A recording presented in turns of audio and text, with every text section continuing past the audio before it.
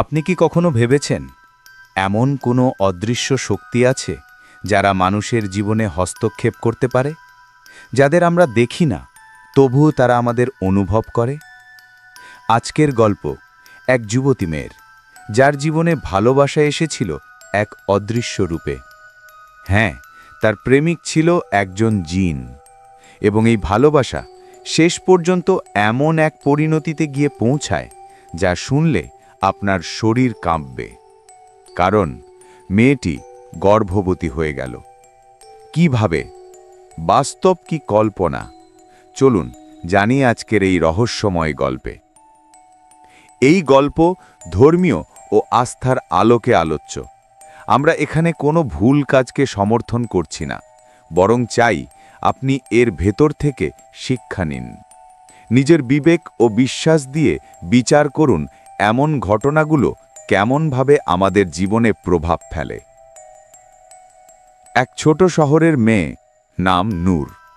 পরিবারের একমাত্র ভরসা, সংসারের ভার তার কাঁধে।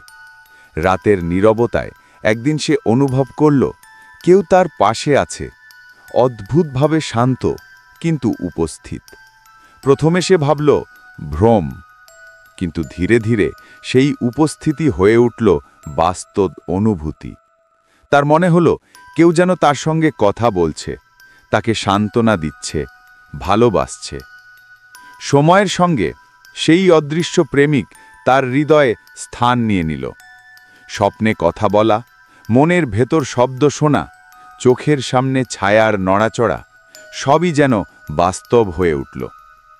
নূর আর বুঝতে পারছিল না সে প্রেম করছে নাকি কোনো অলৌকিক জগতে আটকা পড়ছে। একদিন তার শরীরে পরিবর্তন শুরু হলো। এক অজানা অনুভূতি, এক রহস্যময় ভার। পরীক্ষা করানোর পর জানা গেল সে গর্ভবতী। কিন্তু কার সন্তান? মানুষের নয়, এক জিনের। ধর্মীয়ভাবে এটি সম্ভব কি? ইসলামী তত্ত্ব বলে মানুষ ও জিনের প্রকৃতি আলাদা, তাদের মিলন অসম্ভব, কারণ সৃষ্টি কাঠামোই ভিন্ন।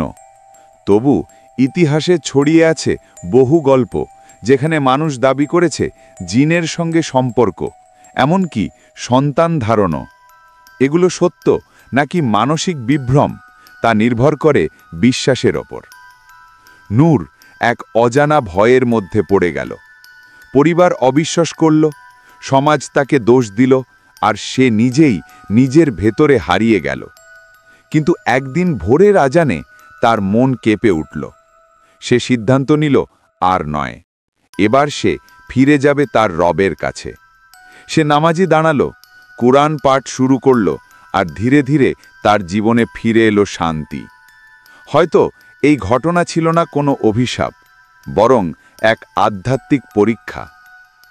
প্রিয় দর্শক, আপনি কি কখনো অনুভব করেছেন কেউ আপনার পাশে আছে অথচ নেই? স্বপ্নে কথা বলে, মনে ছুঁয়ে যায়, বা আপনাকে ভয় পাইয়ে দেয়?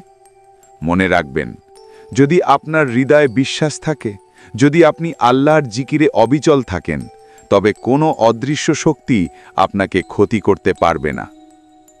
এই গল্প হয়তো বাস্তব নয়, তবু এর শিক্ষা সত্য। অদৃশ্য প্রেম, বিশ্বাসঘাতকতা এবং আত্মার জাগরণ সব মিলিয়ে এটি এক ভিন্ন বার্তা দেয়।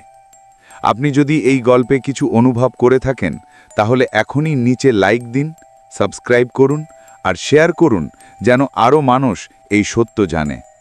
আপনার মতামত, আপনার অভিজ্ঞতা কমেন্টে লিখুন, আমি পড়ব। ধন্যবাদ আপনাকে আজকের এই রহস্যময় গল্পে সঙ্গী থাকার জন্য। দেখা হবে নতুন এক ভিডিওতে আরও এক বাস্তব ঘটনা নিয়ে।